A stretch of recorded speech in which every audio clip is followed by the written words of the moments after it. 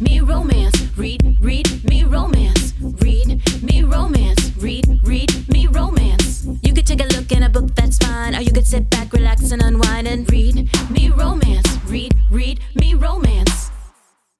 Welcome back, lady listeners. Welcome back. We have got a brand new book from Leslie Pike today. It's called The Catch. We have a sports romance, which we haven't had in a while. I haven't. So it's kind of exciting. Love it. Love it. I actually did a little research beforehand and I brought some sports romance recommendations. Nice. I did my homework. I feel like an excellent student this week. In the midst of my kids taking exams, I feel like a good student. But I'll go ahead and read you Leslie's author bio since we'll start with that. Leslie Pike is USA Today best-selling author. She has loved expressing herself through the written word since she was a child. The first romance book she wrote was at 10 years old. The scene, a California beach. The hero, a blonde surfer. The ending, happily forever after. Love it. Leslie's passion for film and screenwriting eventually led her to Texas for 8 years, writing for a primetime CBS series. Shut up. Now I want to know. Damn. She's traveled the world as part of film crews from Africa to Israel, New York to San Francisco. Now she finds her favorite creative adventures taking place in her home in Southern California, writing contemporary romance. That sounds really cool. I need to know this show, Leslie. I know. You know, that reminds me of, I seen today that the head person of Warner Brothers was doing a speech at Boston and got and booed. The crowd just started chanting, "Pay your writers." Yeah, pay your writers. Absolutely. I love how this generation is just shooing people out of places. They just start screaming and chanting. Yep. I saw a picket sign that said, "Just buy one less yacht." And I was like, that's the one. That's my favorite. Yeah. So, yeah, fuck them. Anyways, so I wanted to share something that I saw earlier, or actually it was really late last night. It was like 1:30 in the morning. I was scrolling Instagram when I should have been asleep, but I was like, I don't know. I was in one of those headspaces where, like, even though I was super tired, I couldn't stop scrolling, which I hate. But I saw a post and someone had shared it. And it was the Reese Witherspoon, you know, she does like her book club or whatever. Mm-hmm. The book club itself has its own Instagram account. There are 2.6 million followers. Yeah. She had a thing that said spring is sprung or whatever. And she showed a bookshelf and it was all these books and they were color coded in like a rainbow. Mm-hmm. And there were tons of indie romance writers on there. And I was surprised, like all the ones that were on there. I saw some bigger mass market ones too, but you know, there were smaller ones like, oh my God, I don't know. There was a ton of them, but I went through and I was like, oh, I know, you know, and like the names and stuff, like I was surprised. I was like, oh, there's just some friends. There was a Ruby Dixon one. There was a couple of Tessa Baileys. There was a couple of Sarah J. Maas, which were, you know, more mass market, but then there was a Kay Webster. There was, I can't remember. There was a Jessica Clare one. There was a bunch of ones, you know, there was a whole group. So, but they were all in rainbow order. And as I was going through, I actually made a comment on the post. I was like, I love a lot of these authors, but I have never seen a rainbow so white in my life. And I commented below it on my own comment. And I was like, I said, 2.6 million followers. And this is your idea of diversity. I said, you can get any book you want. Is it the melanin that bothers you? Because it really pissed me off because I didn't see, of all the books, and it's not a knock against the authors that I love and seeing their books there. I love seeing indie authors. I love seeing my friends on a bookshelf, especially on a bookshelf that has 2.6 million followers. Love seeing that. What bothers me is I don't see my other friends of color on that bookshelf with them. That pissed me off. Like I was so fucking irritated. Like when I commented that post, that afterwards I was like, that's it, I'm going to bed. And then, you know, I looked today and like, you know, like one or two people had liked it. So it popped up in my notifications. And so I look and of course, like I scroll through the other comments and nobody else is saying this. Everybody's like, oh, that was one of my favorites. And it's all this. And I'm like, this is all I'm like, what are we doing here, people? There's just a bunch of white people commenting on this, how much they love it. And I'm like, you're missing the point. It's frustrating. It's frustrating, but it's one of those things where it's like, I just want people to do better. You know, I'm like, it's 2023. We're not ignorant to this, you know, like do better. And it was really frustrating too, because last week we had Lucy Eden on the podcast and she's like one of my favorites. And I'm like, I don't know how more people don't know her books and love, especially the book we had on the podcast. It was so good because it's like, it's insta love, it's billionaire, like CEO kind of thing. It's like, it's so good. And there ends up being like this really like beautiful connection between like his mother, who was like really sick and dying of cancer. And when she was in like the cancer treatment center, she was like ended up like spending the billionaire's money to pay for all these people and their cancer treatments. And one of them ended up being her mom, and like she didn't know it. And it was like an anonymous. I know, I was like crying at the end of this Read Me Romance book. And I'm like, how is everybody not in love with this author? She's amazing. It's so good. It's so good. And it's like quick, dirty insta love. It's fast. Like, oh my God, it was so perfect. But anyways, like I had just come off that high, and then I see this, and it just really rubbed me the wrong way. So I don't know. It's just, I actually was talking with one of our admins in our Facebook group, Read Me Romance headquarters, Carla. I was talking with her the other day, and she had sent me a couple of names. And she was like, oh, by the way, like these are some really great authors I've been reading lately. I think they'd be a good fit for the podcast. And she's so awesome about doing that. Yeah. About sending me, you know, new authors that I may not know of, or like especially authors that are diverse. And I was actually, you know, kind of excited because a couple of them I had already like reached out to, and they were going to be on the podcast. And so I told her, I was like, oh, by the way, like later this year, we have this whole list. And it was like, oh my gosh, I should pull it up so I can tell you like which authors were the ones that I actually got the names from following her, because she's a book blogger too. So I follow her on Instagram at Carla is Reading. And there's Natalie Kanya, Jasmine Silvera. Let's see who else is going to be on here. There was like several that she had, that Angelina M. Lopez is coming back. Alexandria House.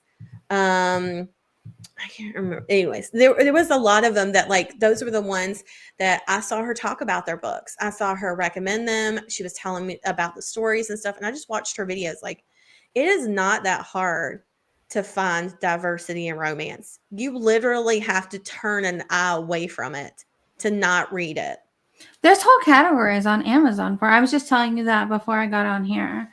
When I do the new release post, you know, I go to different subcategories to look for paranormal or whatnot, contemporary, and there is one just for that category that you can go down and search through all the books. So yeah, I saw that post on Instagram and it just really annoyed me.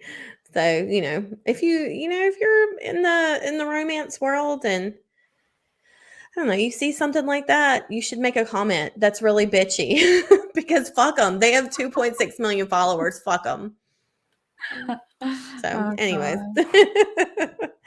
I don't know. Maybe it's just this year because I've never been well, I told you I got in that conversation with that one guy. I feel like I've become more aggressive with people. Not aggressive like I'm walking around aggressive. Just like assertive. Yeah. But more assertive like, who do you think you are? What are you doing? Yeah. Get out of my space. It was a 1 a.m. comment for sure when I left. That was the kind of comment you leave at 1 a.m. Yeah. So what are you reading right now? Are you reading anything? No, I haven't been really reading anything. Okay, good, because I want to talk about what I'm reading. I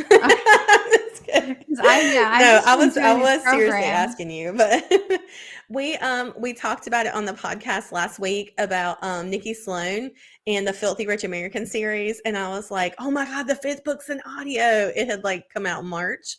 And I was like, I'm going to download this and listen to it immediately. And I did. I haven't finished it yet. I'm just a couple hours in on it, but it's The Temptation by Nikki Sloan. And so far it is really good. It's a great setup on it and I'm super enjoying it. And then I got another another thing popped up when I was scrolling through. I don't remember how. Oh, I was going through my Kindle today to get sports romance recommendations, and I saw the ebook from Lauren Smith. It was The Wartime Matchmaker. We talked about this when she was on the podcast with us a couple of months back. And remember, it was that thick book. It's like 600-700 pages or something. Yeah. But it's two stories. It's about two girls that have a matchmaking service in the 50s, I think, with like World War I soldiers, maybe. I think that either way, I bought the ebook because it wasn't an audio and the story sounded so good. And I was like, okay, I'm going to actually read this, but it's so big and intimidating. I just never clicked on it to read it, but I bought it and I saved it. And I was like, one day this is going to come to audio, and fucking A, it's on audio. I was so excited. So I download the audio is 18 hours long. Damn. I know that is a long audio, but I am so freaking excited about it. I want to see who's it narrated by. Narrated by Billy Fullard Brown. I don't know who that is, but it sounded really nice when I listened to the sample. It's like beautiful accent. So that was another one I want to mention too, because it was so good. I did. Now that I don't know why I forgot to mention, maybe it's because I've been talking with her so much about it, is the Book of G. Oh yeah, you were telling me Lily about this the other Archer. day. Okay. Yeah. So it's an interesting story because it's technically G is Gaston from Beauty and the Beast. Okay. Yeah. And he, in the end, he falls off the cliff. So you had to remind me of that because I did not remember that. So the beast knocks him off the edge of the cliff. Yeah, he ends up falling back off the cliff into the water, like a long down cliff. And that's where this book starts off, is this man wakes up and he is like practically dead. He doesn't know who he is, where he's from. And some old lady grabs him, pulls him in, and kills him. And kind of, saves his life. But when he wakes up fully, he's scarred. So he's no longer Gaston the beautiful, you know what I mean? Perfect chiseled face.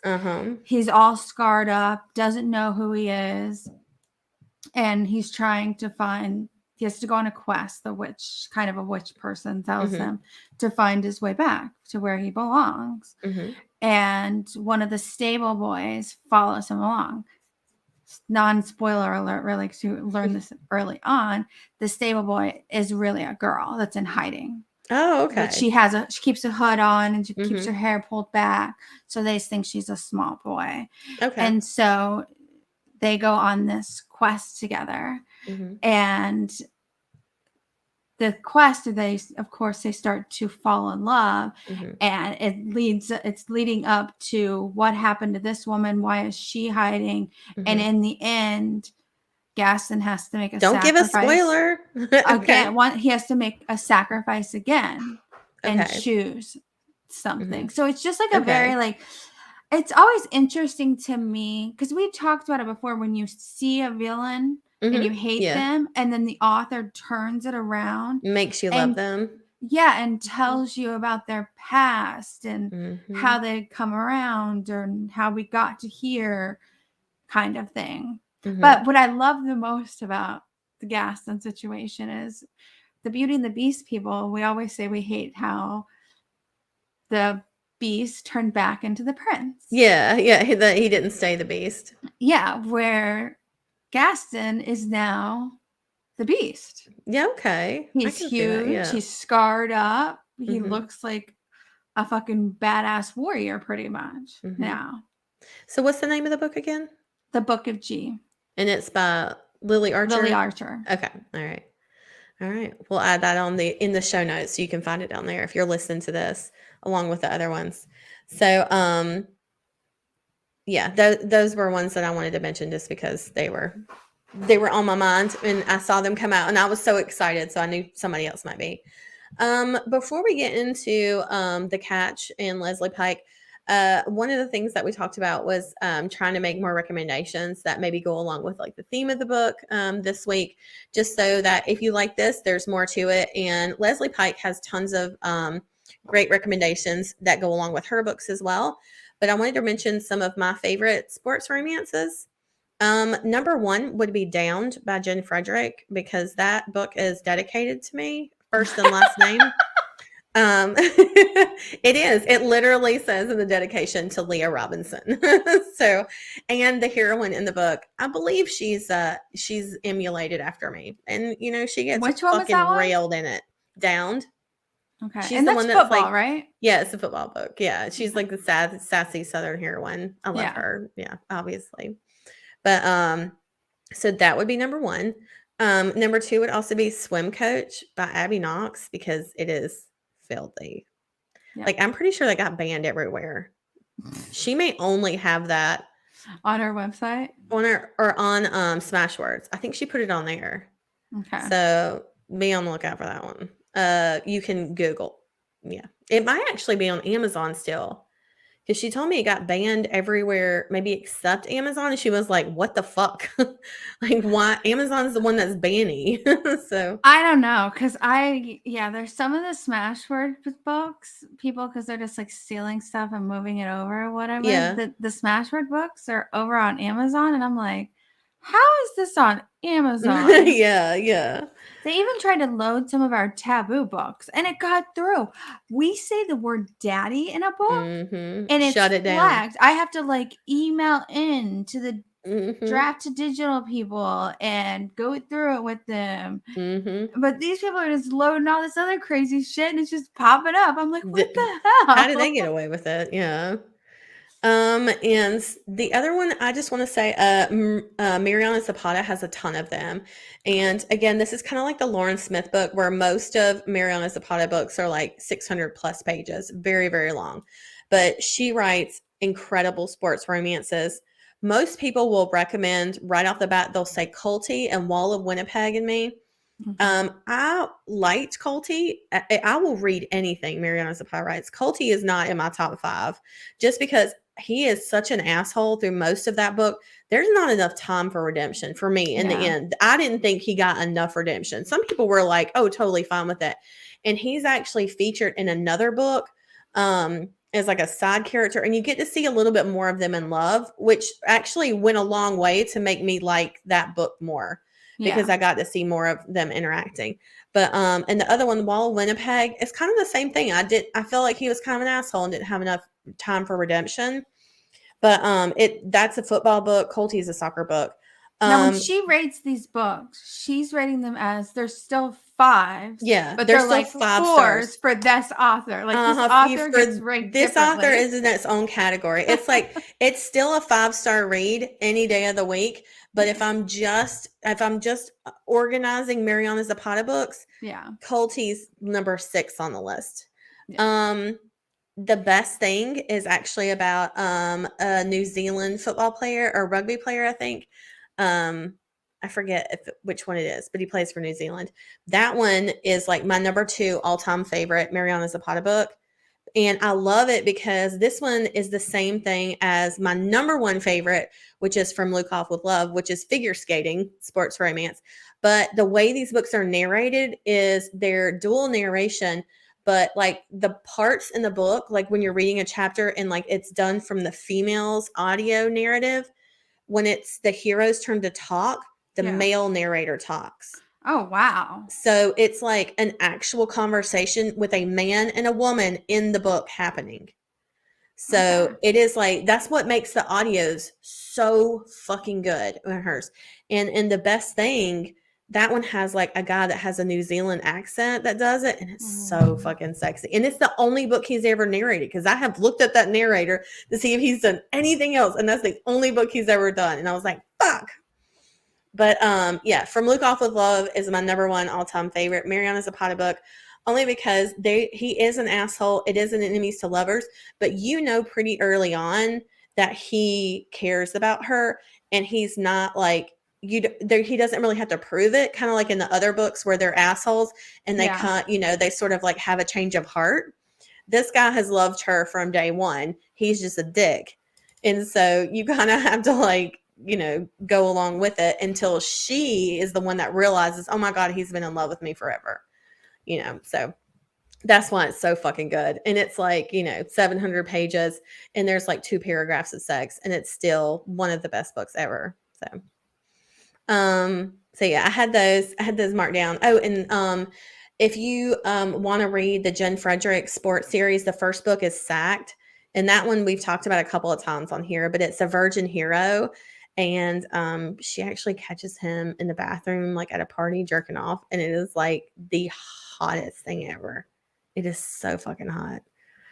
God, that's still like one of my all-time favorite sex scenes. And it's not even sex. I don't know what it is about it. Like it was just dirty and hot. But There's that neediness of a guy sometimes. I mean, I think we've talked about it before where they like people are like, oh, he came already. I don't know why I'm like that's almost like that's hot. Or they came in their pants or whatever. Like, yes.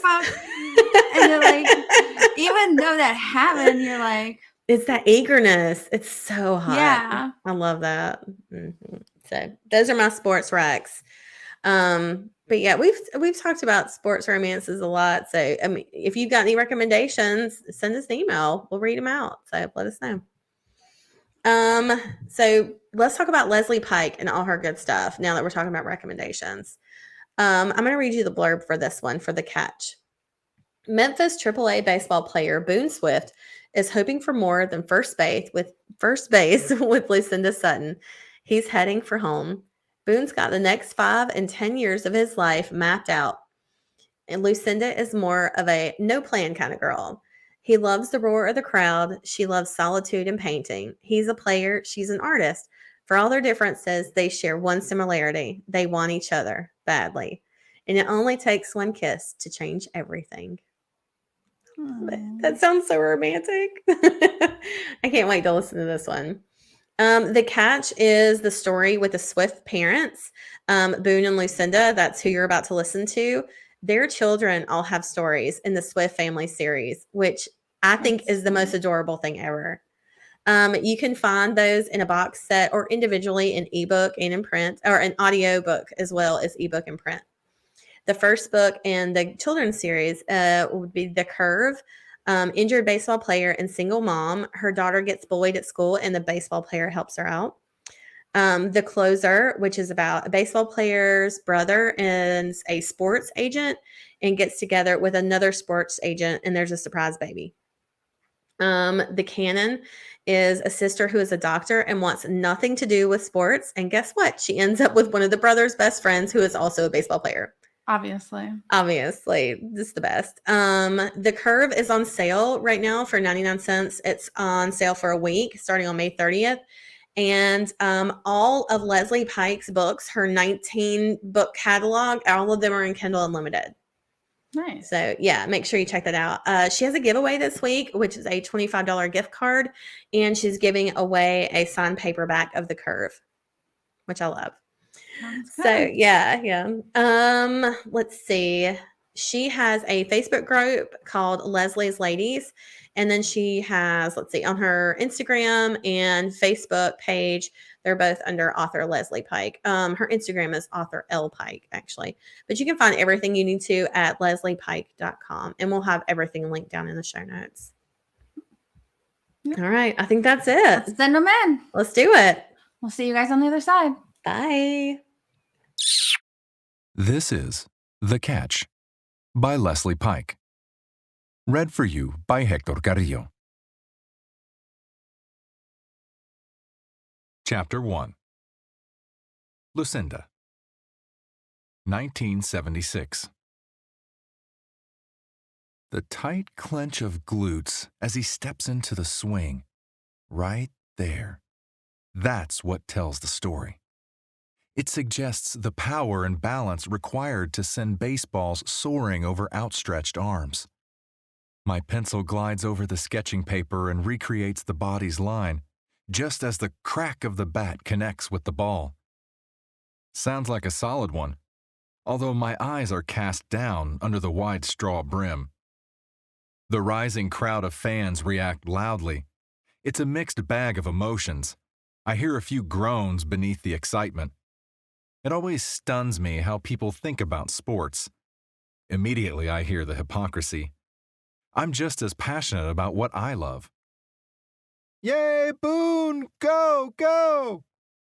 My eardrum practically bursts with the screams of a woman standing one row back. The man beside her joins the encouragement. Bring 'em home!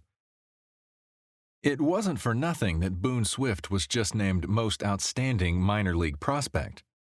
Memphis's Triple A star even uses his well-shaped ass to get it done. That beauty alone deserves a title. Best butt in baseball would be a good one. Triple B's, I chuckle at my stupid joke. His talent is obvious, even to a neophyte. What I know about baseball could fit in a thimble. Have I ever chosen to watch a game on my own? No. Today included. I'm here for the subject matter. And the $150 it will bring in cash. That pays August's rent and my part of the utilities. I turn and see the attractive faces of an interesting-looking couple, probably in their 50s. Didn't expect this. She's an elegant-looking Southern belle, wearing pearls and a pristine blue dress with a white collar. Heels. The nice-looking lanky man is in dress pants, a short-sleeved shirt, and a blue bow tie. Their eyes follow the ball as it disappears over the fence.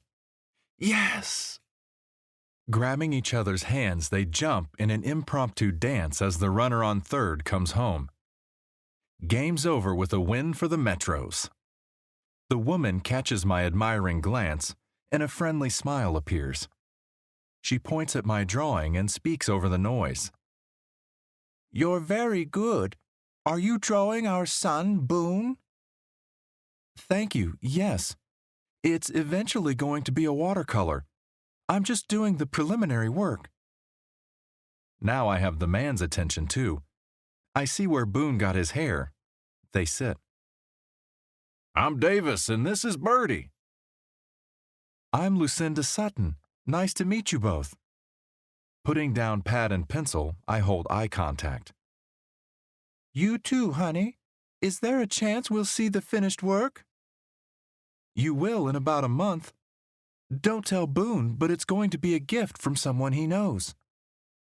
Now I have their undivided attention. The mother digs for information.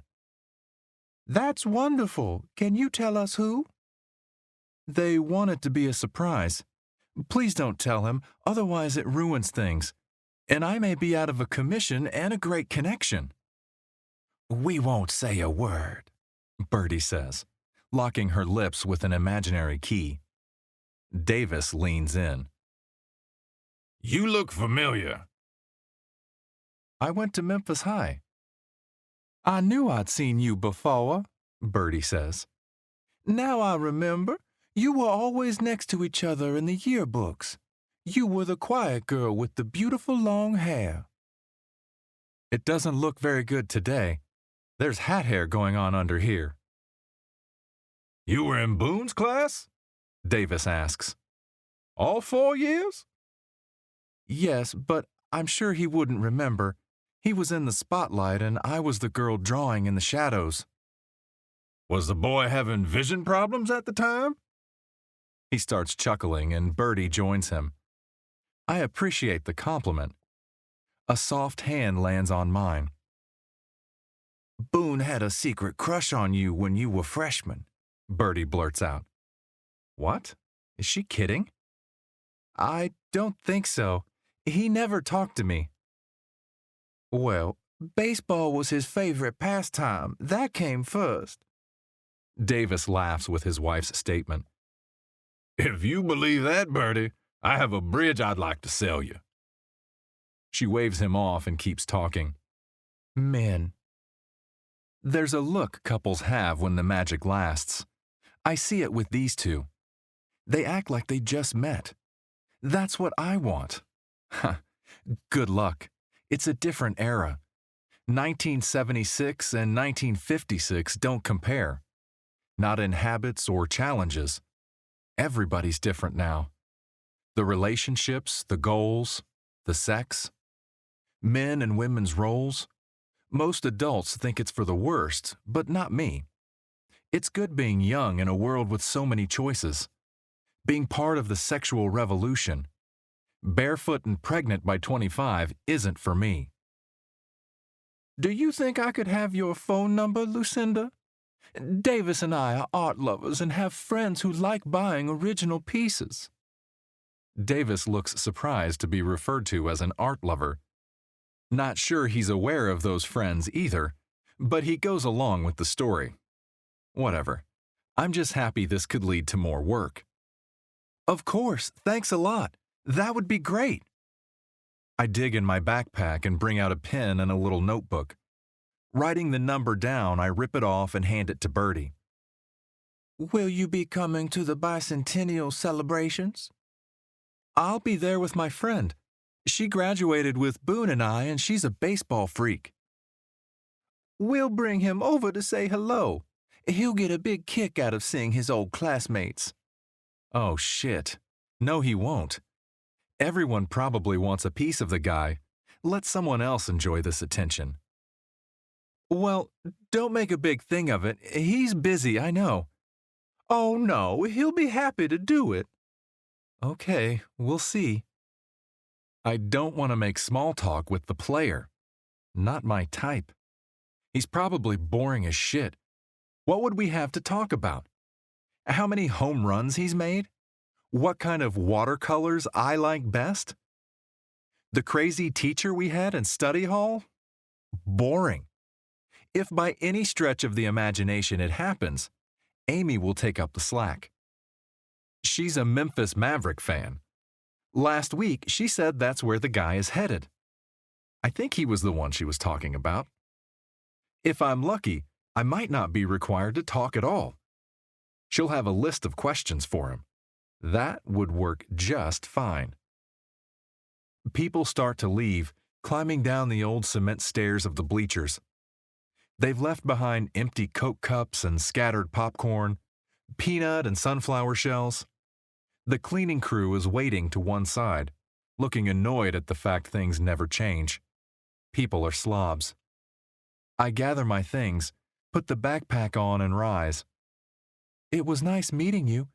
Maybe we'll see each other at the bicentennial celebrations. Good, honey. Can't wait to see the finished painting. He'll love it, I'm sure. I hope so. Davis calls to my retreating figure. Here's our boy now. Lifting my lids, I see Boone walking toward the fence. Already a small group of kids in their Little League uniforms gather for autographs. By the looks on their faces, they consider him a star. There are a few adults there, too, looking like giants among the 4-footers. 2 decked-out girls are giving each other's outfits the once-over. Competition on the field isn't restricted to the game. Think the blonde with knee socks has the advantage. Unless Boone Swift is into teased hair and too much eye makeup. I start down, making my getaway. See you next time, I call with a wave over my shoulder. As I take the last step onto the aisle in front of the stands and turn left, Boone reaches the chain link fence up ahead. Is he looking at me? Oh, God. He's looking at me. I have to walk right past him. Suddenly, my brain recalibrates my interest and second-guesses my getup. Jean shorts and a faded Memphis Mavericks t-shirt from 1971? I look like every 10-year-old in here. Only my boobs and the new cork wedges give my age away. When I come closer to where he stands signing baseballs and flyers, he calls. Hi. Is it me he's talking to? I look up to a smile. Full lips, manly. I don't want to be a complete spaz, so as I pass, I answer softly, in case the hello was meant for someone else. Hi. Wait, where are you going? Now others are listening. I keep walking as the kids crowd around him, pushing for autographs. By the sour looks on their faces, the 2 hopeful girls throwing out their bait are especially annoyed. I don't stop and don't faint from the energy coursing through my body. Feels like sex. He's really something to look at close up. The 3-second read told me a lot. Thick, dark hair, a smile like Birdie's. The forearms Amy said he's noted for. Yeah, they're good. Some people have that thing. He has a bucketful. The chuckle that followed his question was sensuous, full of confidence. I'm walking toward my lime green Schwinn. Just in case he's still looking, I slow down and try pretending I'm not someone who's thrown by his stare. Someone cool and sexy. It's harder than I realized with the 3-inch shoes. Just when I think I'm killing it, I step on a stone and it rolls under my shoe, throwing the whole stride off. Dork. I hear the laughter of one of the girls waiting to have an audience with the king. Screw you. Chapter 2. Boone. Pouring 2 fingers of Johnny Walker, I speak clearly into the phone so she gets the message. Nice work, Mom. Please don't be encouraged to do it again. I'm good with finding my own women. She could blow the whole thing by acting as my pimp. Hush, I know what I'm doing. You liked her when you were 14. Barry makes a scowl at the thought of a mother picking a chick. The guy's always listening to my conversations. Dad calls in the background. Give it up, Boone. You're up against the master. She follows with a birdie truism. And everybody knows what you like at 14, you like forever. Is she still quiet? No, I wouldn't say that. She's confident in her skin, with a twist. What kind of twist? Am I going to like it? She's already found her passion, like you. You need a girl who knows who she is, not some frail southern honeysuckle who doesn't know how to amuse herself when you're not around. So you've done a study.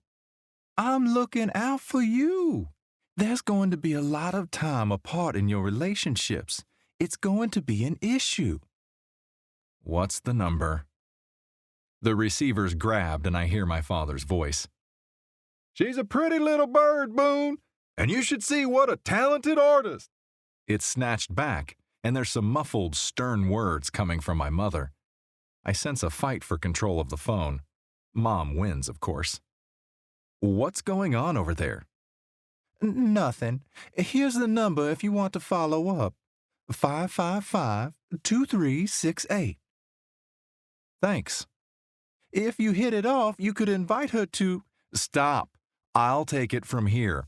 I'm 23 in case you forgot the date of my birth. She gives up trying to plan my life, for the moment. Oh, yes, sorry. You do your thing, sweetheart.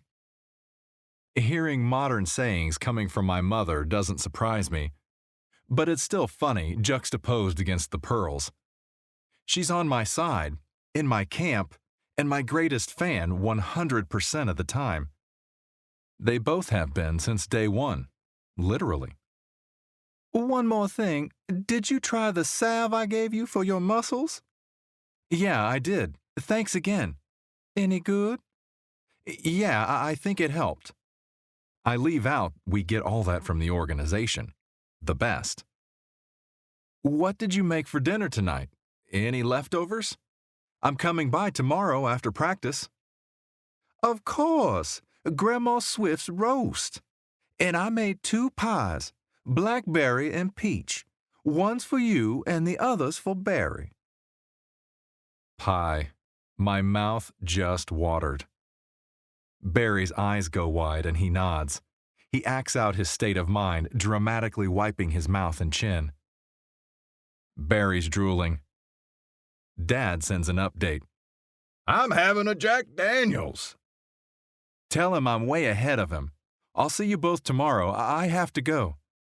Go? Go wait. Are you going to call her tonight? Mom, stop. All right, all right. The call ends and I look at the number on the notepad. No time like the present. 9:30. Is it too late? Not unless she's the most boring woman on the planet.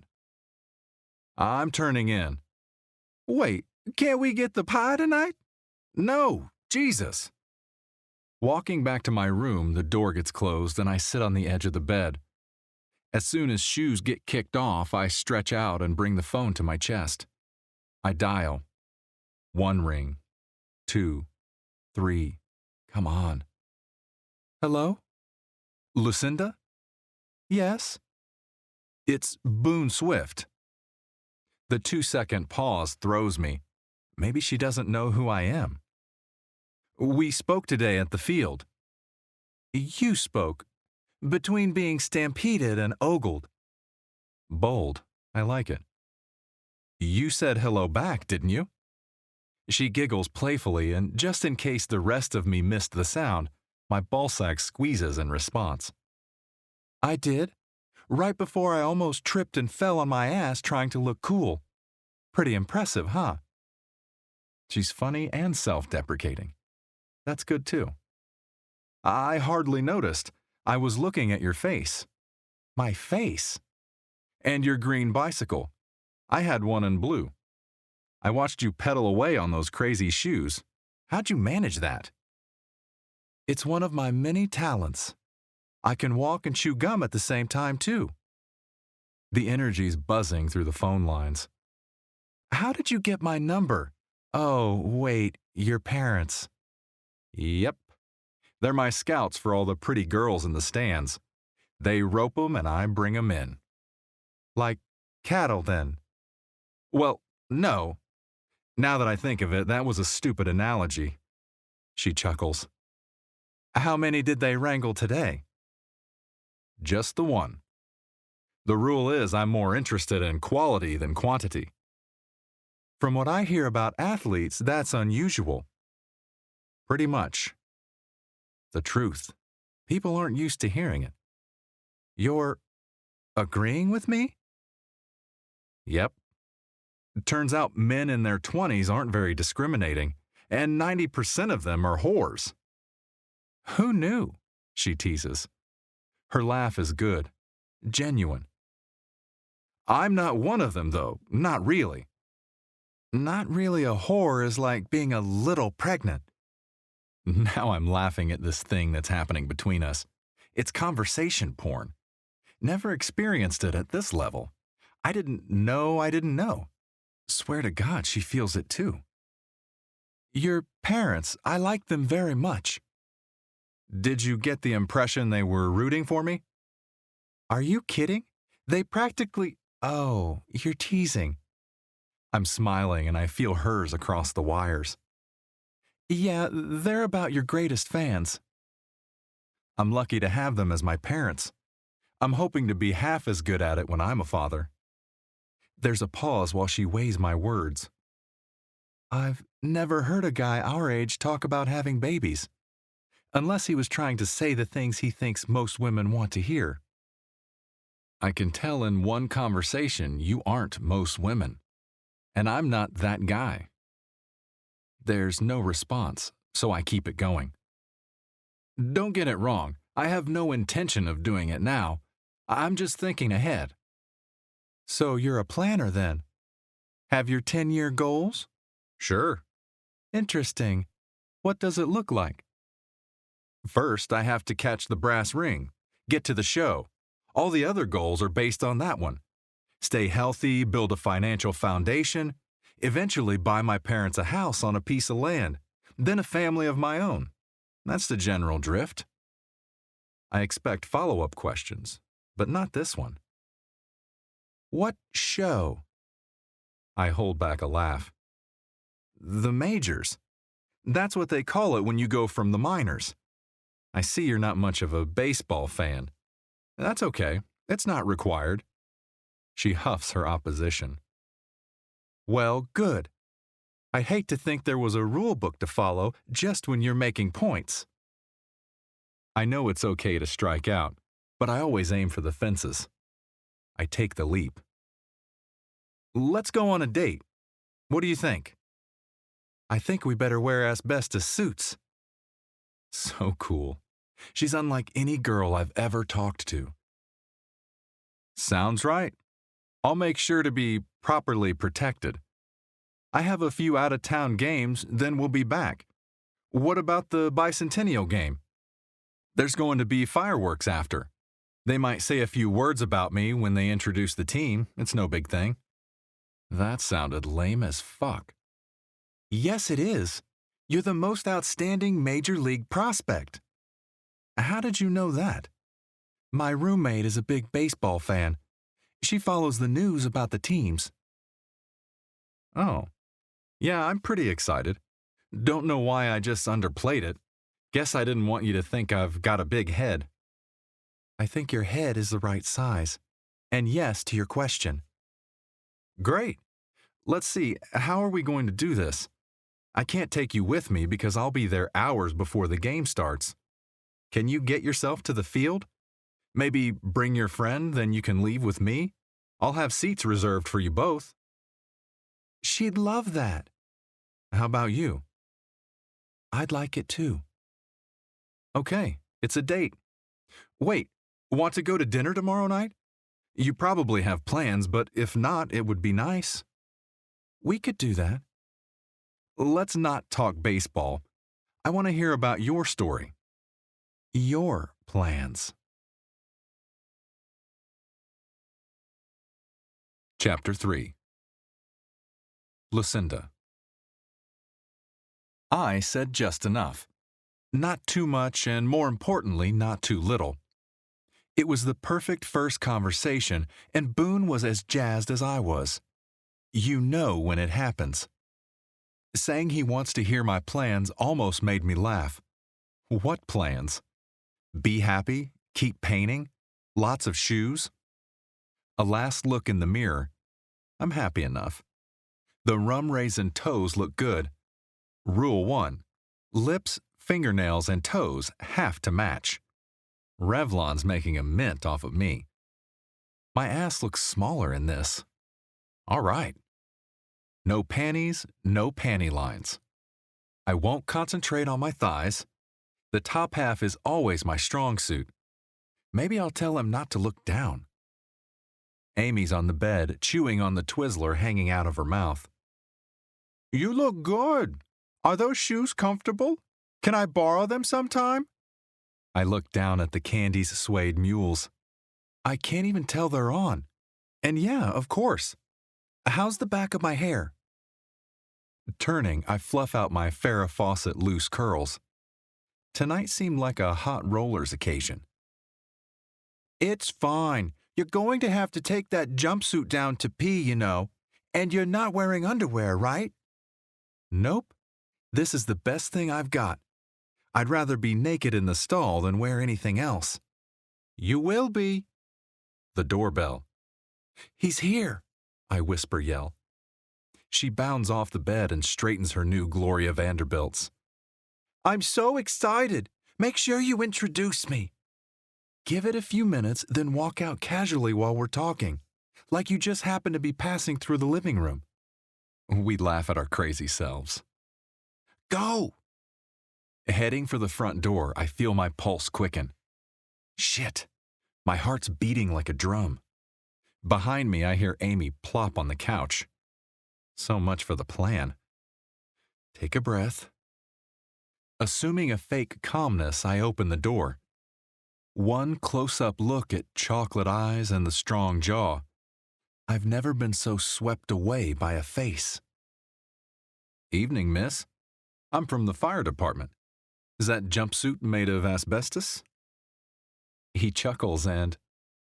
Does anybody else see the twinkling stars? Oh, no. Lucinda, open your eyes! Oh, my God! Amy's voice slowly brings me back. I'm on the floor. What?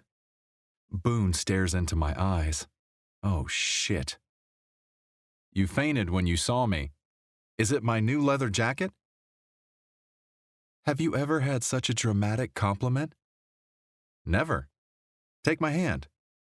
I'm upright as if it required no effort at all. He's strong. He's gentle. Wow. We lock eyes. I almost laugh. This feels like a thing. I've only had an apple and a Twinkie today. I just need to eat. I'm fine, really. You sure? Oh, yeah, you two have met then? No. Then to Amy, I'm Boone. Amy looks like she's about to shake hands with the Pope. Amy. I'm Amy, Lucinda's best friend. Hi. Then his attention comes back. The wide smile, the magnetism. I smile back, hoping mine has the same effect. I bite my lip. What? He says, holding back a chuckle. You know what? He knows. He knows I know he knows. Ready then? I look at Amy, who watches us like a nosy hawk in a tree. Tomorrow she'll be giving me a play-by-play. Yeah, let's go. Nice meeting you, Amy. See you at the game. I can hardly wait to see what Dempsey does on the mound, she calls. I've never heard of the guy. We'll school him, don't worry. I feel Boone's hand on my back as we walk out. Closing the door behind him, he stops. Wait. Slipping an arm around my waist, he pulls me closer. Resist? It's 1976, for God's sake. I lean in. Let's get the party started. I need to make sure you're not going to faint on me again. Let me take your temperature. Where are you hiding the thermometer? But there's no answer. Not in words. His lips are on mine. It's a gentle kiss at first, but when I respond, it becomes more. We're two of a kind. I'm not in any way sorry this is happening. When we come up for air, he's got dark rum raisin lipstick smeared all over his mouth. When I touch my face, I feel it on my chin. The way he's looking at me, oh God. I think you broke my thermometer. My smile is shy, but he knows better because he doesn't let go. Do it again. I push away and lead him by the hand. I quit smoking last year. Let's get going before we have to have a cigarette. He liked that one. Plus, you're covered in lipstick. We'll get it off in the car. I have a Kleenex in my purse. I hear the double entendre and he does too. His eyebrows lift. Whatever you say. I say we better slow down while there's still the chance. There will be no sex tonight. No, absolutely not. I'm pretty sure. I mean, I want to, but that would be a mistake. But why? He takes my hand. Fingers braid together like old friends' hands do. Soft, he says. Walking to the old teal-blue Pontiac, he opens the door and waits as I get in. When I look up, he's smiling. The smeared lipstick is sweetly comical. It's going to leave a faint trail of maroon all over his mouth. It's cool he doesn't give a shit. The door shuts and he comes around, sliding in. Do your thing. Get this off so I don't look like a pervert walking in the restaurant. I dig through my shoulder bag and bring out the small package of tissues. You are a pervert. You don't know that. I might be shy once I get past first base. That's rich. I gently wipe off proof of our makeout session. There's no shy in you. You're probably right. He starts the car and we pull away from the curb. Turning on the radio, Elvis's voice fills the car. It's Now or Never seems eerily timed. Oh, I love him. This one's good, I say, bringing up the volume. Boone joins in the singing. Kiss me, darling. Tonight's the night. Want to go to his concert at Mid-South Coliseum on the 5th? What? You have tickets? The whole team got them. Everybody got 2. Want to go? Yes. Oh my God. This is so cool. I've always wanted to see him in concert. I squeeze his hand and start humming Jailhouse Rock. Good. It's a date then, he says, laughing. It'll be a great weekend. I curl my lip, lower my voice, and do my best Elvis impression. Thank you, Boone. Thank you very much. Britling's is a Memphis staple. It's loud and the seating is a little time-worn. It looks like a cafeteria. The food, though, it tastes great. I didn't plan on bringing you here, but it's good, right? I swallow a sip of strawberry milkshake and nod. This patty melt is 100 times better than that fondue. Remind me never to eat forkfuls of tasteless hot cheese again. Boone bites a fry and lifts his shoulders. Everybody raves. What are we missing? I feel bad you had to pay. We barely touched it. We cut our losses. Don't worry, I'm more interested in your life. Tell me some highlights. I'm a Tennessee girl by way of Chicago. Only child. My dreams are smaller than yours. I just want to paint and be happy. My father said you're an artist. What kind? Shit. He better not have spilled the beans. Mostly watercolor now, but I've done lots of oils too. I get commissions here and there. So far, it's kept me afloat. That tells me you must be good at it. Did you study art in college? No, my mother died when I was 16 and my dad didn't have the money. I picked it up on my own. Oh, you went through that while we were in high school?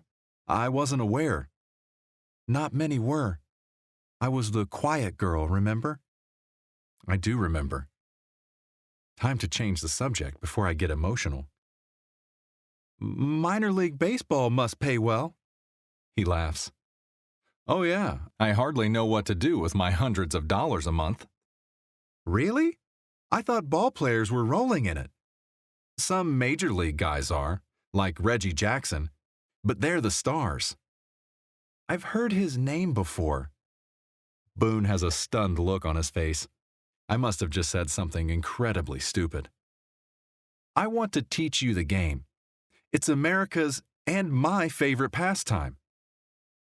I'd like to understand what everyone else sees. During the season, there's always a game on in the background of our living room. The sounds are good, right? It all smells like happiness to me. The oil used to condition the gloves, the chalk, even the dirt. The sounds are the only things I know about the game. I'm usually sketching or painting at the table. When something exciting happens, I look up. Hey, it's a start. Have you seen me play at all? At bat or on first? Hope he's not insulted. Not really, but I heard the one you hit over the fence the other day. I was drawing in the stands. Then the game ended. It isn't insult on his face. It's pleasure. What were you drawing? The whole scene. Was I in it? I'm pretty sure you were represented. It's going to be more of a team feel than a study of one particular player. I like that you know nothing about the sport, but you can sense the feel. It's pretty hard to miss something that brings people so much joy. He likes that conclusion and smiles. You're the cutest girl I've ever known. Cute. I don't want to tell him I think he's underreporting, mislabeling. I think of myself as more exotic than that, with a little drop of every woman thrown in. I stand by what I said, but that's not all I see. Good answer. You've got a little crumb here. Boone reaches across the table, cupping my chin and rubbing a thumb over the spot. Pulling his hand away, he continues with his burger, as if the ground hadn't moved. Chapter 4. Boone. Hot water spills over my head, down my back. It's been a long-ass week away from her. Our phone conversations were all we had. Ridiculous how someone can have such a big effect so quickly. Steam rises. Palms against the tile, my mind floats to her. Naked. We're fucking. My right hand takes hold. Holy shit. The fantasies keep getting better.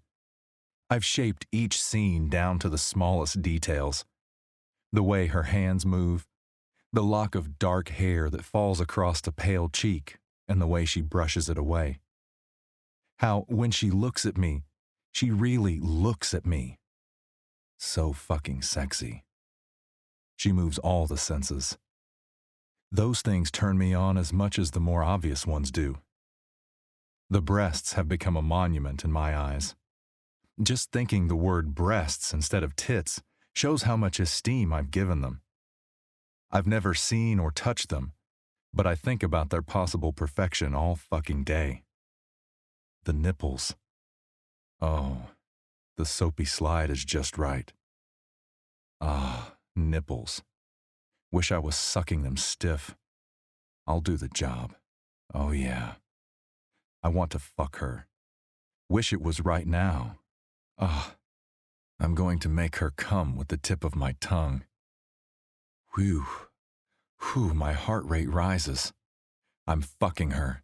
No, don't go too fast. Her tits are in my mouth, and she's moaning. Oh yeah, I'm touching her pussy. Her fucking lips. I want to taste that honey pot. I'm eating her pussy. Oh, I'm licking her clit. The clit's sticking out. I suck on the tiny ball. Fuck. Fuck. Fuck. My hard dick is fucking her. Hard. God. Cum shoots in a blast against the wet tile, and I pump my dick for all it's worth. More, more, more. Don't stop. My ass cheeks squeeze, and I push the last drop out. The pounding of my heart reaches its apex, then starts to slow. Jesus. It isn't spiritual help I'm asking for, just putting an exclamation point on the moment. I came faster than when I was 14, thinking about the quiet girl in the back of the room. She always has been in the rotation. Barry's voice calls from the hall. Boone, Lucinda's on the phone. Okay, I'm coming, I yell. Truer words were never spoken. I rinse my dick and balls off faster than I ever have. The shower curtain is pulled back. Grabbing a towel, I make it to the bed, trailing wet footsteps in the shag rug.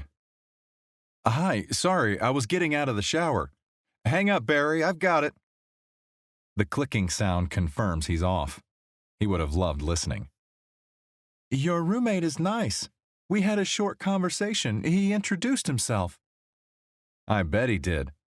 He's crazy about women he has no chance with. So what's happening? Just wanted to confirm the plan. Amy and I will pick up our tickets tomorrow at will call. About 4, right? Yeah. You'll be sitting with my family. Is that all right? It's great. I'm excited to see you play. My father will answer any questions you have. They know you and Amy will be coming. What did you tell them? Just that some crazy chick has been showing up at my games and she always brings a friend. Stop it, you did not. I told them my future girlfriend is coming. You did not. No, but it would have been the truth, wouldn't it? Maybe. I think so too. I'll try to hit a home run for you. No promises, but I want to show off, so it's a possibility. She chuckles. I'm impressed with the fact you're going to be honored. Thank you. As soon as it's over, I'll come get you. The fireworks are at 9:30. We can go find a private spot on the field and roll around on the blanket. Sounds like fun. You're fun. Think so? I've never heard so much confidence in a question. Love that about her. Why not test how far she's willing to go? I could say more, but it wouldn't be appropriate. Appropriate men are boring. Fucking awesome. Then hear this. I know it's a bad move. I'm sure I'm about to shoot myself in the foot. But, darling, I can't wait to get it on with you. There's no response at first. Then only a quiet, sexy intake of breath.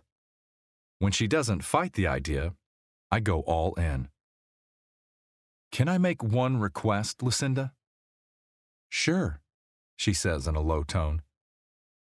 Don't wear that dark lipstick. You'll never get it off your panties. I didn't expect a laugh, but that's what she's doing. Is that right? You're that sure of yourself? Not sure. Hopeful. Boone, are you planning on storming the castle on the 4th? Her voice has become my favorite song. Yes, if the drawbridge is down. The thought of what might happen made this one hell of a good day. It even went beyond what's in the air about me going to the show. Caught myself whistling Can't Help Falling in Love. Suddenly, it's the greatest song ever written. And Elvis. How could I have missed the magic? Shit, I sound like an asshole. The morning was taken by the team meeting, followed by the meet and greet for VIP families. The beautiful watercolor was presented in private. Coach's gift, him to me, for our 2 years together. Almost started bawling when he said he wanted me to always remember my days with the Metros, as if I would ever forget. Lucinda's signature in the right corner was a shock. Man, she's really good. Never told me she was painting it. When I called her, it was all I could do to stop praising her talent.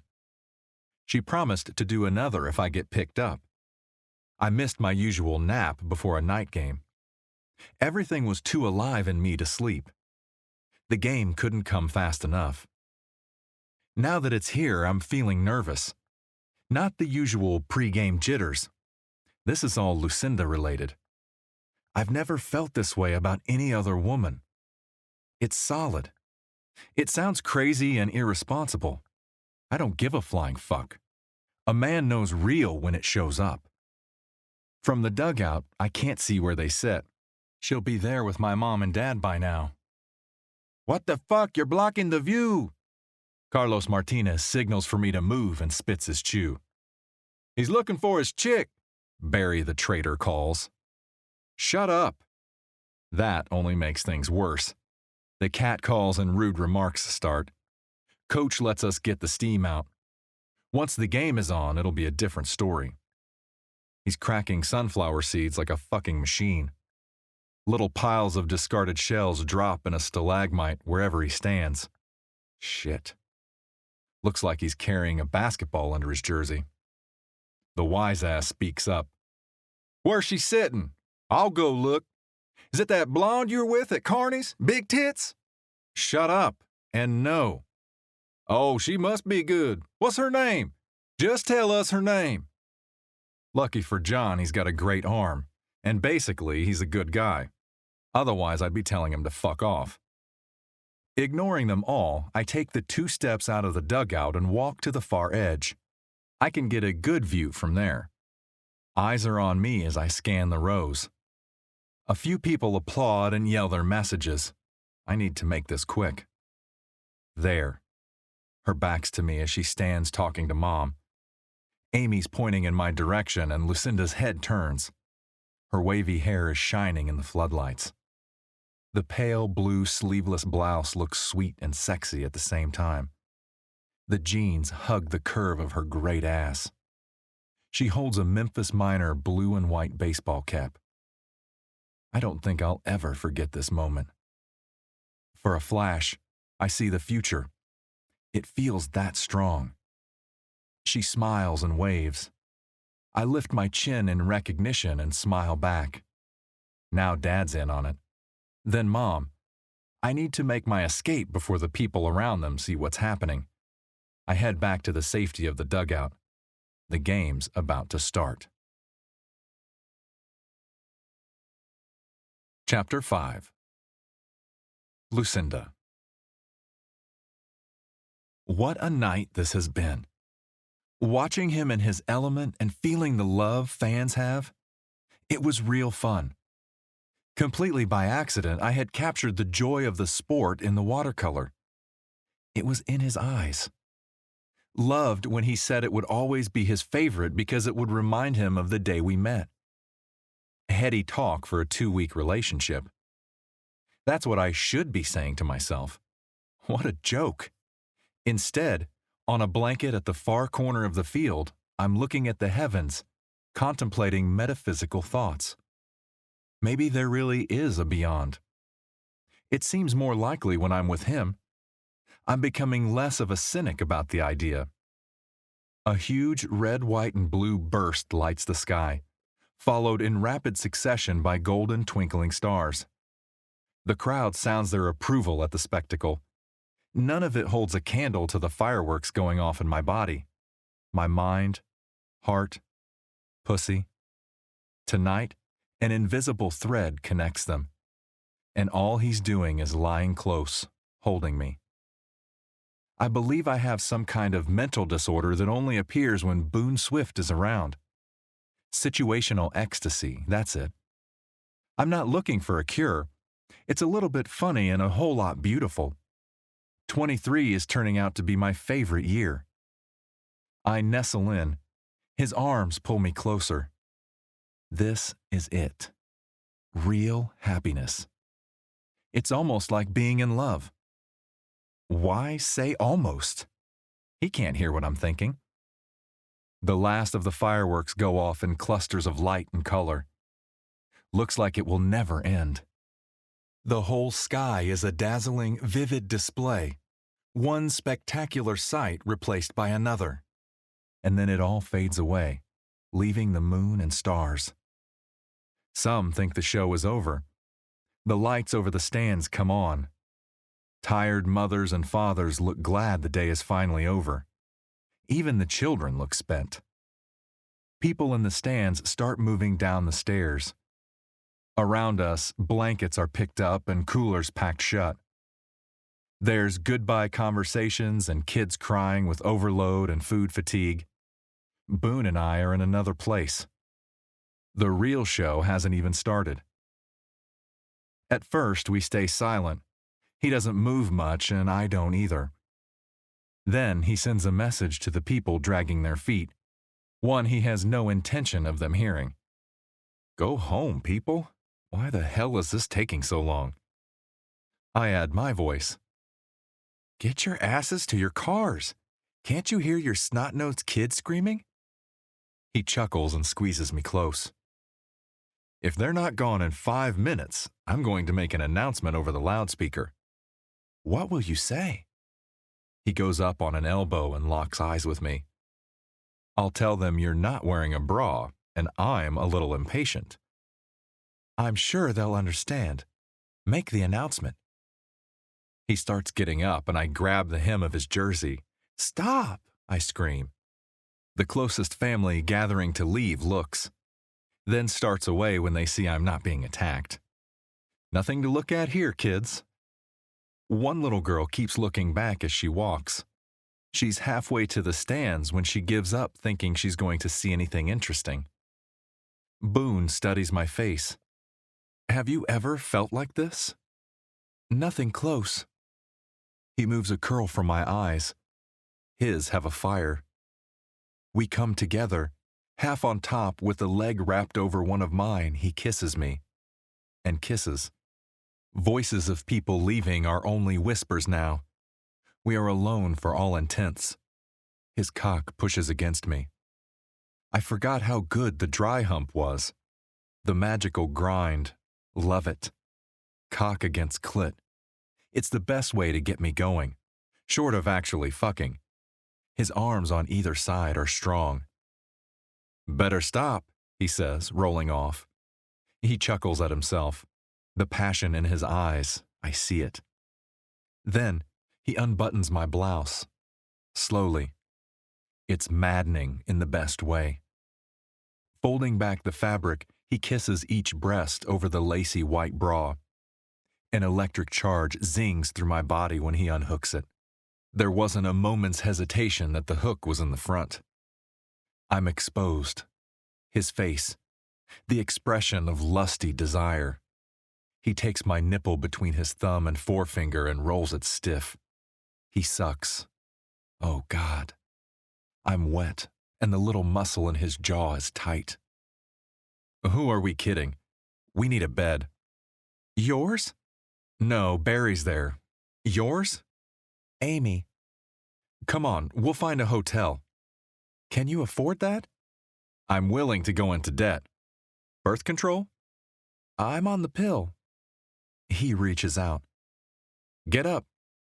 Let's just fool around for a little bit. What? Come on. He adjusts the steel rod in his pants. My pussy needs attention. Just an appetizer, not the entree. There's no hesitation. His strong hand goes between my legs and he makes small circles over the exact right spot. There's that jaw tightening again. I'm headed for heaven. My dick is about to break out of my pants. I go for it. No, don't. Bad idea, he says, taking my wrist. I can't have a raging hard-on when we walk to the car. People are still there. Just let me touch it. One time, then I'll stop. That's a great plan, he says sarcastically. Well thought out. He hesitates for the required 2 seconds. Who's he kidding? Boone's red-blooded and horny. So am I. He looks around, then unzips. There's a look on his face as he happily ignores his own advice. Whipping it out, he smiles. Like an ape touching his wanker, I wrap fingers and palm around the beauty. Oh, God, he breathes. Mr. Swift, has anyone ever told you? What? It's perfect. Let me just kiss it. One little kiss, then I'll stop. Chapter 6. Boone. I pick 3 blades of grass out of her tangled hair and tuck them in my pocket. Standing at the front desk, we look freshly fucked, guilty as sin and ready to go again.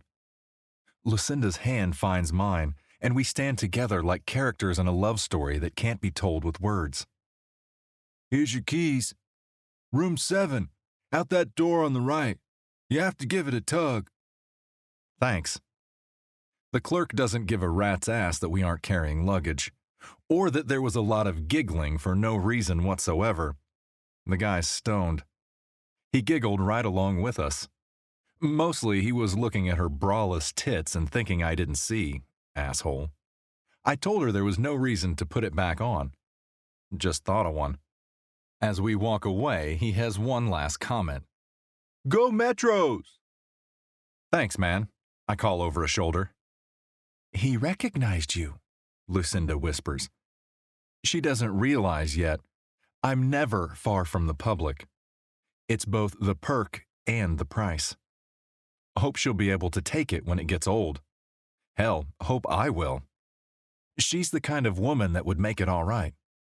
That's what I want. We pass through the swollen door and down the old stone path. Something strange occurs. All things change when you're in this deep.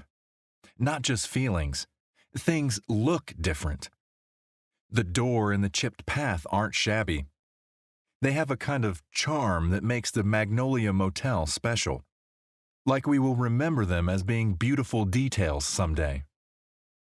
I love this place, Lucinda says in low tones. Here it is, lucky number 7. I unlock the door and she walks inside, turning on the overhead light. It flickers, then regains its brightness. Oh, this is cute. It probably looks exactly like it did 30 years ago. But it's clean and there's a pretty bouquet of 3 yellow roses by the bed. A petal has dropped. Come here. She throws her purse on the chair by the door and wraps lovely arms around my neck. An eyebrow arches. Let's get naked. I undo her jeans, then she unbuttons mine. Pulling my shirt off, I toss it to the floor. Her blouse comes next. Neither of us give a shit about making neat piles. I kiss her breasts, suck on a nipple, and then make a matching set. She stops me. These boots. Let me get 'em off. I'll do it. Sit on the bed. Taking a seat, she lays back on elbows and lifts a foot. I place it against my chest. It's a little warm in here. Maybe it'd be better if you didn't have your pants on, she says, pretending innocence. Boom. I lower her leg and start peeling. When the headliner is about to be revealed, I turn my back. She comes to her knees and hums stripper music. Boxers and jeans come down in a puddle at my ankles. Stepping out, I kick them to the side. Da, da, da, da, da. Don't know where I learned it, but I'm good at shaking my ass. Like there's an electric current hooked up to my cheeks. If men stripped, I bet they'd make a fortune. I play the part of tease. She plays her free bird self. That's the best ass I've ever seen. I face her. The humming stops. The night has slowed down a beat. Every moment is felt. Eyes are on my dick, mine on her face. I wave the baton and she smiles, biting her lip. God damn, you're a beautiful man. Untangling her legs, she lays back. I walk to the bed and take her foot. The boot is unzipped and it slips off. Then the left. Stepping back, I pull gently on the hems of both legs. The jeans come down involuntarily. There's resistance as they hug the curves, making me wait. She's liking that I have to work for it. Me too. The denim gives up the fight and they land somewhere behind me. Lucinda comes up on elbows and gets a better view. A delicate foot raises and toes point to my crotch. They wiggle, reaching to touch. Yes, do it. I get close against the mattress, within reach. Polished toes wave against my waiting dick. I lift it, kiss it, and rub against it. My balls ache. I want to fuck your foot. She laughs at the depth of my horniness and then shows her own. Legs spread, there's a defiant look daring me to deny I want to fuck the shit out of her. The fact her panties are still on makes it even harder. The outline of lips through flimsy white silk is fucking fantastic. Is that a wet spot? Oh, fuck me. The next moment I'm on the bed, taking the fabric in my mouth, licking it wetter. Moving it aside, I part the hair with my tongue and look on heaven's gates. There is nothing like a woman. Nothing in the world. She says the thing that gets me off. More. It stokes the fire. I take the panties off and sitting on my knees, I pull her body closer. It feels so great. Boobs bounce. When smooth legs go over my shoulders, I lay between her thighs. The scent pulls me in, and I worship at the altar of Lucinda's clit. Bless me, Father, for I will sin. Ah! Fingers grasp my hair tight, tighter. She lifts her hips, meeting my mouth, fucking my mouth. There's perfume on the inside of her thigh, just a drop. It blends with pussy juice perfectly. My dick's like steel, like granite. I want her to come before I fuck her. My tongue wiggles against the swollen clit. It does stick out. I gently circle it, careful not to turn pleasure into pain. I part her lips and look at the wonder. My middle finger lifts inside. She startles in the best way, making me want her more. Ah, oh. This is my thing. I know what I'm doing here. So said a few women anyway. I call to her, moving my finger toward me. Come here, woman. I search for the right spot. Her right spot. What are you doing? God! Guess I found it. Tap, tap, tap. She stiffens. My tongue wiggles against the clit. It's a twofer. Bringing a woman to orgasm should be taught in colleges. I'd volunteer if I could bring Lucinda. She responds to my attempts. I'm coming! Oh, oh, oh! Then a sound. It comes from somewhere deep inside her. It's made of sensations pushing to be free. It feeds me. Wow. My finger rests against the spot inside. My tongue stops. It's a solo dance now. I watch her face. Baby, the world has slipped away. I stay quiet as it plays out. The final moments of it looks beautiful on her face. Stiffness gives way and she floats back to earth, eyes open to mine. I move up and bring her close. A leg wraps around mine and her heart beats strong against my chest. As breathing quiets, I take a kiss and make a silent wish. Don't be afraid of loving me. Chapter 7. Lucinda. Reaching across the mattress, I touch the warm spot, like it's some holy site. Hurry up, I miss you and your friend. He laughs behind the bathroom door. You're the horniest woman I've ever known. Horny with a lot to learn. I didn't know how unfamiliar I was with my own body. I like sex. It's been a point of pride. Turns out I'm just beginning to understand things. No wonder some guys don't know their way around a woman. We aren't exactly good at it either. There's a lot I want to say, but shouldn't. It's way too soon. Don't blow it. But the thought keeps poking me, shouting its truth. You know when you know. I love him. I'll be keeping that gem to myself. And the one where I think we've known each other for lifetimes. With time, maybe he'll come to the same conclusions. Hope he doesn't let me go there by myself. The bathroom door creaks open and Boone comes out wearing a too small towel around his waist. He holds together a 2-inch gap at his hip. This is a no-cover establishment, I say. The towel drops. Sorry, I wasn't aware. Climbing on, he throws back the sheet and lays on his back, arms open. Come here, baby. I scoot down. Legs widen with the approach. He grabs a pillow, placing it under his head.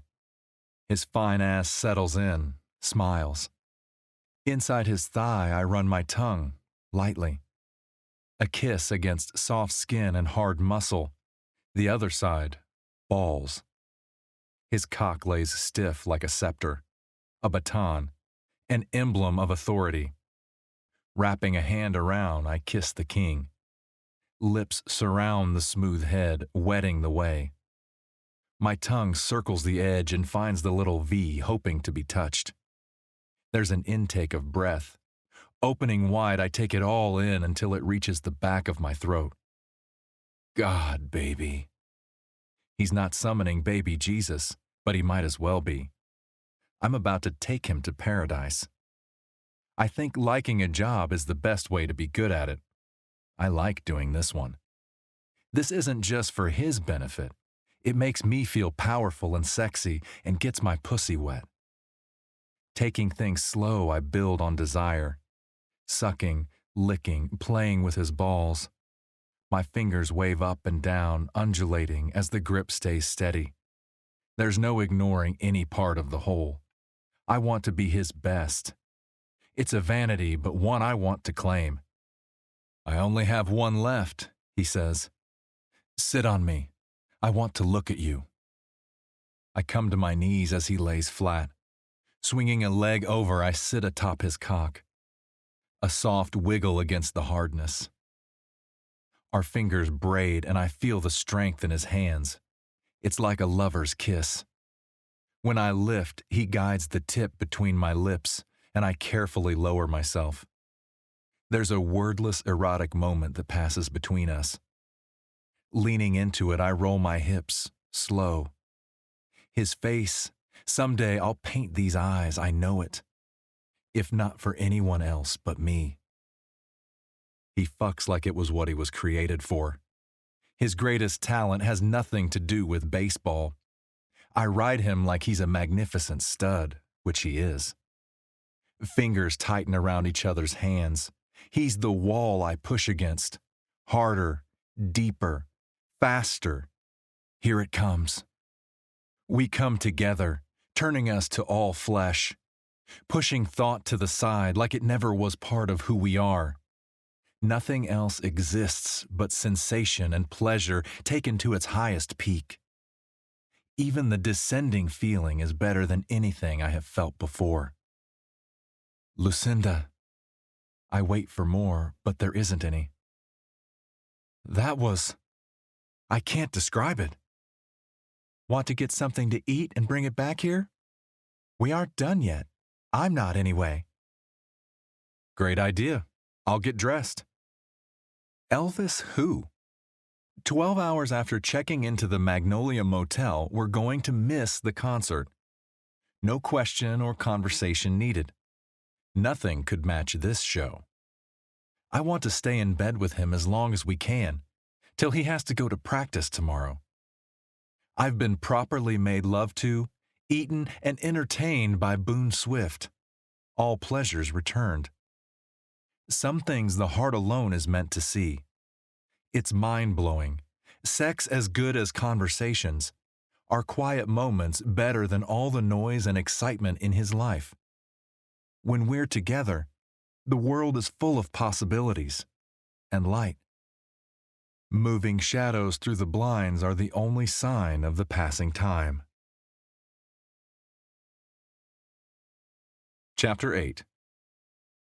Boone. September. The gold ring with the tiny diamond is burning a hole in my pocket. I'm nervous as fuck. What if she says, "Thanks, but no thanks"? That won't happen.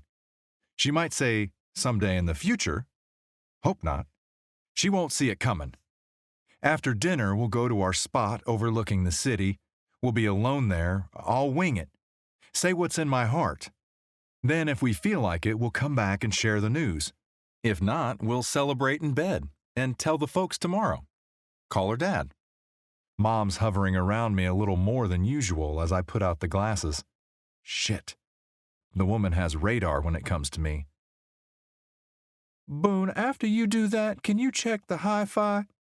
Your father was going to pick out some music, but I want to make sure our song is included. We'll have a little dance for his birthday. Sure, what's your song?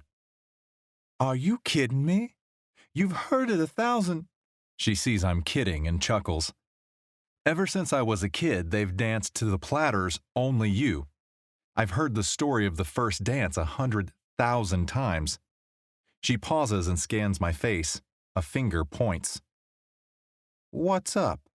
Something's happening. I pretend she's crazy and shrug my shoulders. What are you talking about? Nothing's happening. The sound of Lucinda's car pulls my attention, followed by the phone. I've got it, Mom says, reaching for the phone. Hello? Starting for the door, my ears pick up. Why the inhale she took? When I turn back, she's got this weird look on her face. Yes, just a minute, he's right here. The phone is held against her chest and she's pressing lips together. It's Paul Clemens. A tingling sensation races through my body. There's only one reason the general manager of the Memphis Mavericks is calling. Tears are in my mother's eyes as she passes the receiver. I'm shaking. Hello, this is Boone. The doorbell rings and Mom goes quickly to answer. Boone, this is Paul Clemens. How are you? I'm frozen. I'm feeling pretty good right now. He chuckles and puts me out of my misery. I have good news for both you and the Mavericks. You're being called up, son. I'm sure he's used to having people scream in his ear. Hopefully earplugs are in. Oh my God, really? Oh shit! Tears flow and there's no controlling them. Or me. You'll be on the roster for 1977. The Metros have been informed and will be following up on the way things will be handled from that side. You'll be contacted tomorrow to lay out things from our end. I expect great things from you, Boone. The Mavericks do. Yes, sir. Yes, I'll make it happen. Thank you. Oh, I forgot to say thank you. I turn to Lucinda and Mom. Both have tears streaming down their faces. Lucinda especially. Dad walks into the room and picks up the story. His hands come to his face and he hides his tears, but the shoulders give him away. I've never seen my father cry. All right, go celebrate with your family. We'll talk on Monday. Be here at 9 and we'll discuss details. Yes, sir. Thank you again. Is this real? It's real. You just caught the brass ring, boy. I'll take that as a sign. It's all going to come true. I hang up. I'm going to the show. My excitement turns to steady tears, overpowering all other emotions. 3 interested parties run to my side and take me in their arms. We're jumping and crying, and I let loose a scream. The faces. Mom and Dad are happier than I've ever seen. Tears, thanking God, random yells. Lucinda, though, what's happening? The tears aren't mixed with joy. I don't see it. Baby, oh, don't be sad. He's still going to be with us, Mom says, trying to help. The jumping stops. Lucinda waves me away and holds a hand against her mouth. Don't mind me. I'm happy. It's an obvious lie. Dad jumps in. Poor little sparrow. Boone, take her for a ride. She just wants to be alone with her man. Sometimes my father is the smartest man on earth.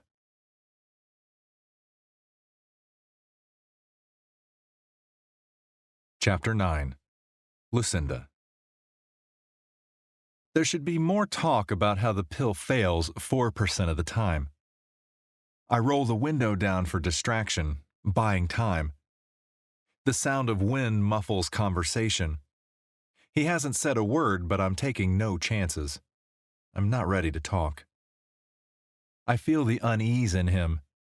He doesn't recognize this mood. Why would he? It's the first time I've had it. He knows something big is happening, has happened, beyond baseball. When I tell him, everything will change.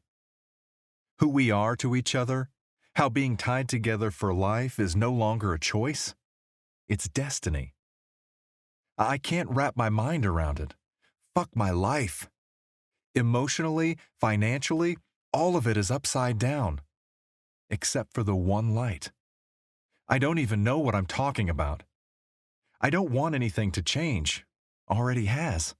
It was perfect as is.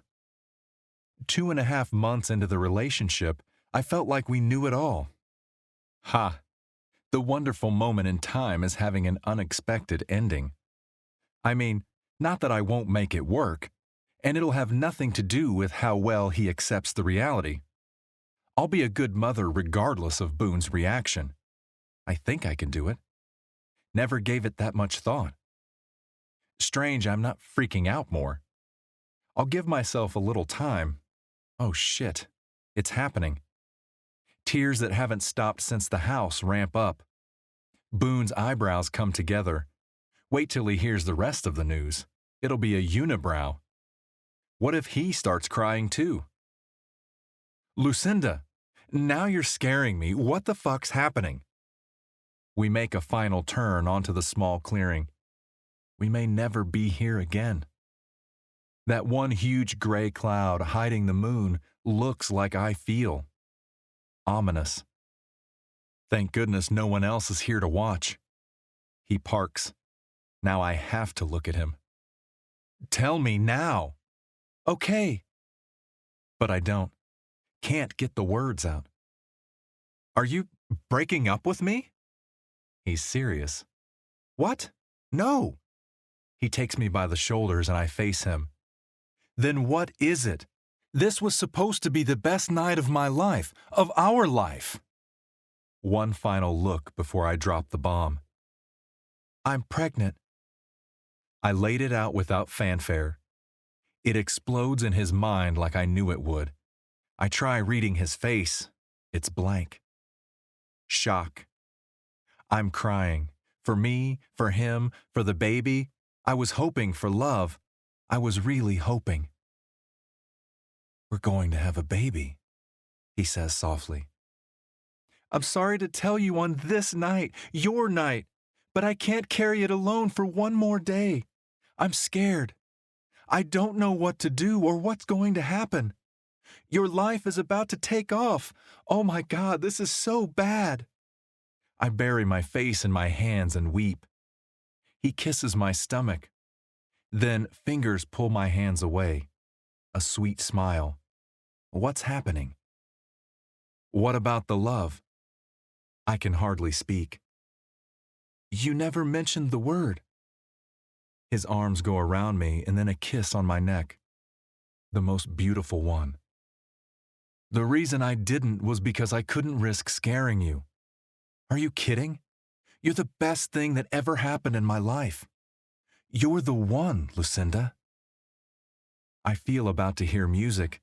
Wouldn't be surprised if Al Green popped out behind a bush and started singing Let's Stay Together. I love you. I can't picture my life without you there. You're the wife and the mother. You're the husband. I love you too. Now you've got it. Arms around each other, I smell the ivory soap of him. Reaching in his pocket, he brings out a small black velvet bag, hands it to me and smiles. We're going to remember this for the rest of our lives. He opens the bag and takes out a ring. My ring. It's the most beautiful thing I've ever seen.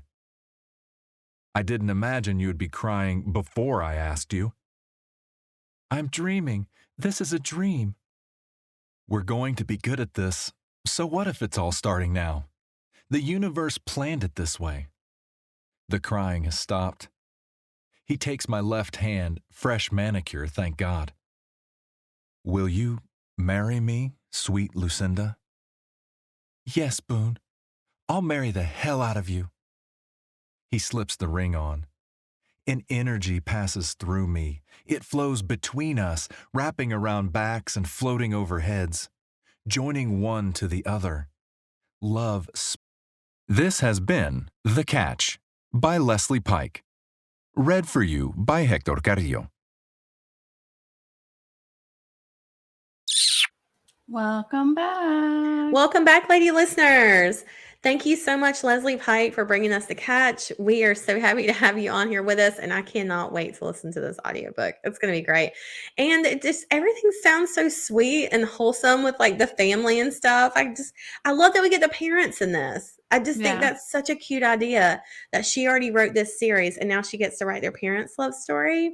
This is so cute. I love it. So Talking What? about not sweet things. What? There should be 3 AR taboo books Oh, out God. now. So I was told, I got the covers. I was told by the proofer that I'm getting them back this in a few days. So I get to, it's easy for me to pop those up. So you guys can be looking for those.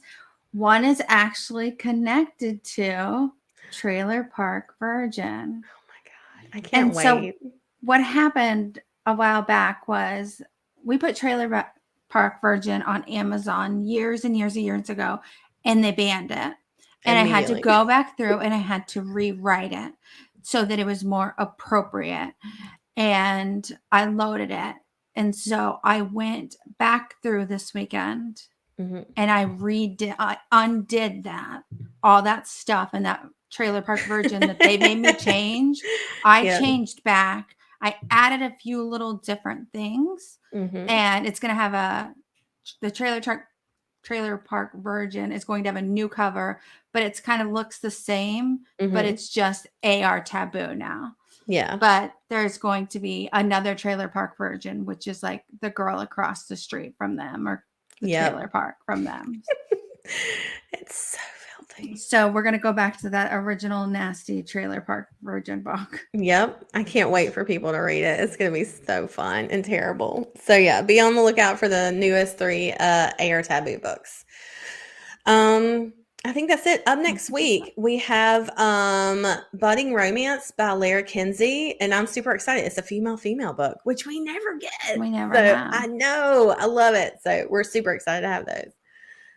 So yeah, we'll see you back here next week. All right. Tell them what to do. Fuck your day up. Make today your bitch. Don't be a dick. Bye, guys. Bye.